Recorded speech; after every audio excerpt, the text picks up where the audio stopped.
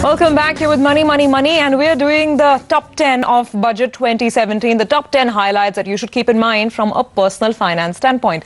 So, Mr. Roongta, now that we're done with housing, and 5 of these top 10 points have been on housing, let's move on.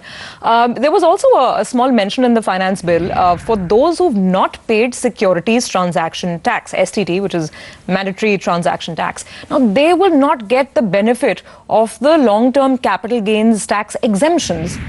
Whom does it impact? Is it going to be a big hit in your opinion?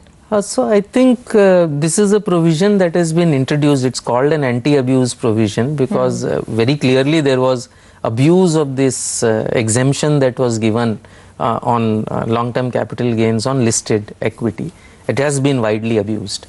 The only unfortunate part, so this is a provision that has been introduced to catch that abuse or reduce that abuse. The only unfortunate part is, I think over the last 2 years, the abuse has probably leveled off. Probably it's very little now. Has it? Because why people have suddenly developed a conscience? I don't think people have developed a conscience. I think the regulator has clamped down hard.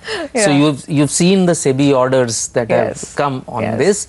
Because they have clamped hard, people anticipate trouble. And when people anticipate trouble, money launderers will not use a channel on which there is likely to be trouble. So I think that is probably the reason why at least market intelligence seems to suggest that this kind of usage of this medium as a money laundering channel has reduced. But now what happens in case my father handed me over some old shares, you know, pre-demat days?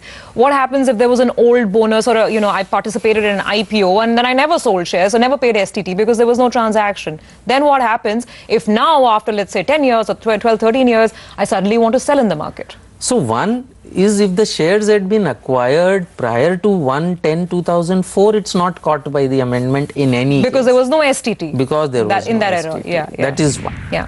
Second is that there are certain modes that the department is going to notify, which will continue to be exempt. So, I mean, an illustrative list has been provided by them as like an IPO or a follow-on public offer or a rights issue or a bonus issue by a listed entity which is directly credited to the demat account of the investor.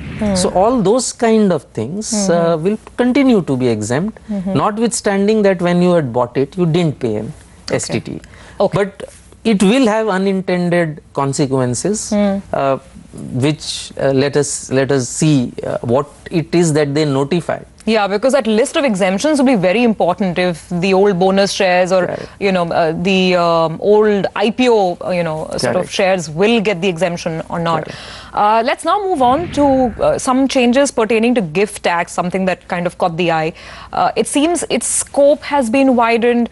I'm not sure about the details, but by any chance, is it going to impact those who are donating a certain amount, whether it's to charitable institutions, whether it's to parties, political parties?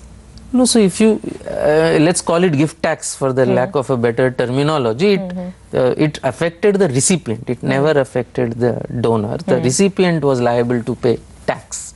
So let's call it gift tax. The key is that earlier it was affecting only individuals and HUFs. Now it has been expanded to include everybody, and it will probably include political parties who are no longer exempt if they don't file their income tax returns. It is a provision that will have many unintended consequences.